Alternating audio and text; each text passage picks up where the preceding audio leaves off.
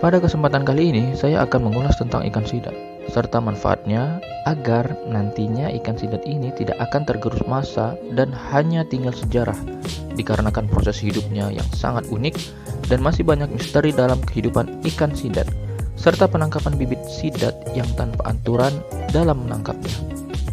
Oke, tanpa berlama-lama lagi, inilah ikan sidat. Check it out.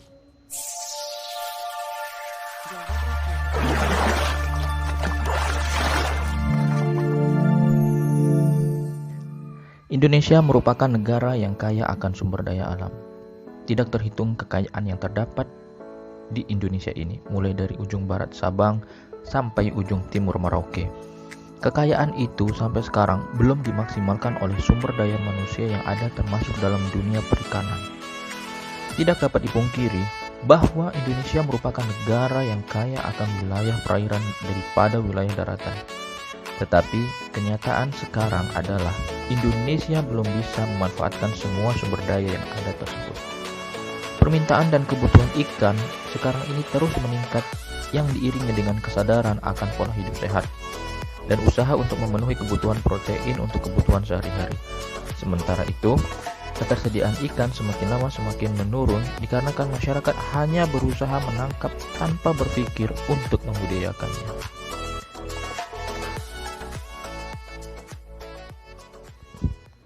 Ikan sidat bagi sebagian besar masyarakat Indonesia hingga saat ini masih terdengar asing. Ikan yang bisa hidup di perairan air tawar dan air asin ini masih kalah populer dibandingkan jenis ikan lainnya di perairan Indonesia. Bahkan, meski fisiknya menyerupai belut sawah, sidat tetap belum mendapat tempat di masyarakat Indonesia. Padahal, ikan ini sangat populer di negara Asia Timur seperti Jepang, Korea Selatan, Tiongkok, dan Taiwan. Bahkan, khusus di Jepang, sidat menjadi santapan favorit warganya dan dikenal dengan sebutan unagi. Maka itu tak heran jika orang Indonesia lebih mengenal sebutan unagi ketimbang sidat.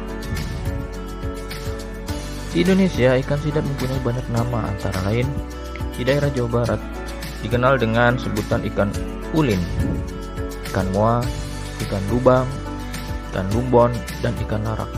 Di Jawa Tengah mempunyai nama yang berbeda lagi, yaitu ikan pelus, ikan gating, ikan lembu, ikan denong, ikan megalin, ikan lara, dan ikan lunca. Itu semua adalah contoh penamaan ikan sidat menurut nama lokal setempat. Masih banyak lagi nama daerah ikan sidat yang belum disebutkan. Di dunia ada 18 jenis sidat, di mana 7 jenis diantaranya ada di Indonesia. Namun di antara 7 jenis itu hanya 2 yang paling populer dan memiliki potensi besar untuk dibudidayakan. Yang pertama adalah jenis bicolor. Jenis sidat ini paling banyak sumber bibitnya berasal dari Pulau Jawa, tepatnya di pantai selatan Jawa seperti Sukabumi, Pangandaran, Cilacap, dan Jember. Sedangkan bibit terbaik banyak ditemukan di sekitar Pelabuhan Ratu, Sukabumi, Jawa Barat. Sidat yang memiliki ciri berwarna hitam kecoklatan polos ini juga sering disebut dengan sidat anjing yang sangat diminati orang Jepang. Sementara itu, jenis yang kedua atau jenis lainnya yang populer adalah sidat jenis marmorata. Sidat yang berwarna hitam kecoklatan dan bercorak seperti batik ini sering juga disebut dengan sidat kembang. Sumber bibit umumnya di luar Pulau Jawa seperti Sulawesi dan Kalimantan. Namun, bibit terbaik banyak ditemukan di daerah Poso, Sulawesi. Reproduksi ikan sidat. Ikan sidat merupakan ikan yang tumbuh dewasa di perairan tawar dan saat dewasa akan kembali ke laut untuk memijah. Siklus hidup ikan sidat dimulai dari sidat dewasa yang dikenal dengan silver eel yang memijah di laut dalam.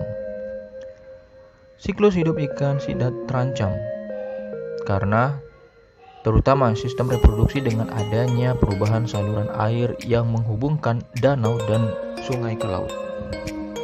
Ikan sidat melewati saluran air danau ke sungai. Saat matang gonat, individu baru akan kembali lagi ke danau.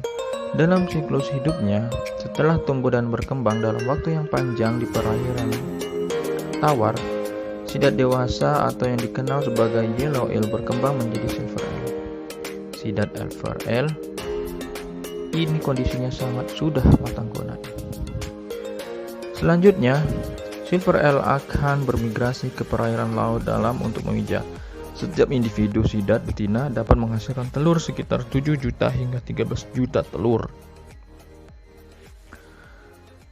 Kemudian dilanjutkan pada fase larva yang berkembang menjadi alver hingga fase terakhir di mana sidat tumbuh menjadi individu dewasa. Banyak fase yang harus dilalui sidat untuk berkembang. Sidat merupakan hewan nokturnal, artinya sidat ini adalah hewan yang aktif di malam hari, sehingga menjadi lebih aktif pada malam hari. Oleh karena itu, penangkapan sidat cenderung dilakukan pada malam hari dan tangkapan meningkat pada saat bulan gelap.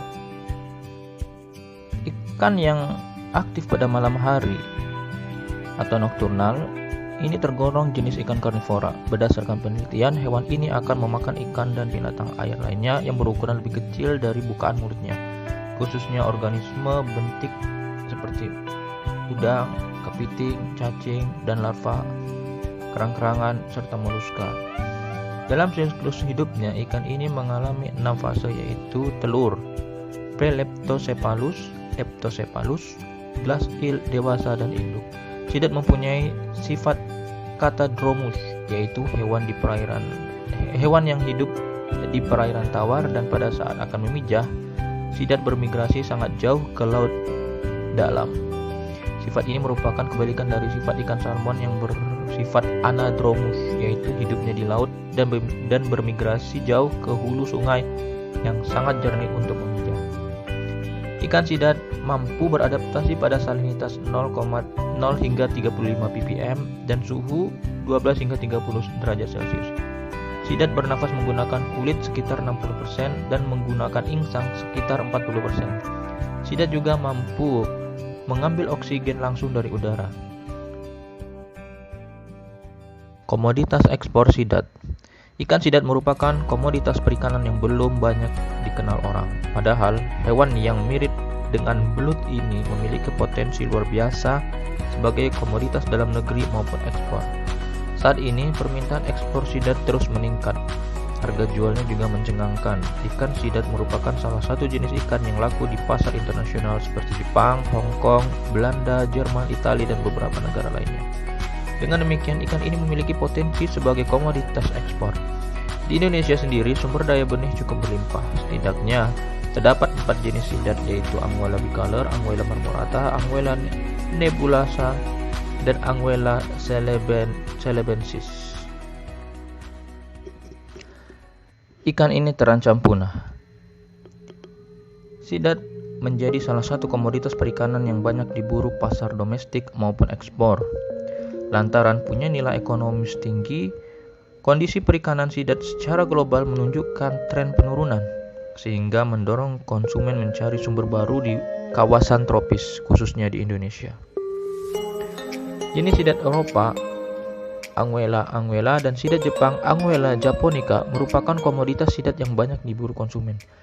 Indonesia saat ini menduduki peringkat 10 di dunia sebagai pengekspor sidat dengan kualitas terbaik.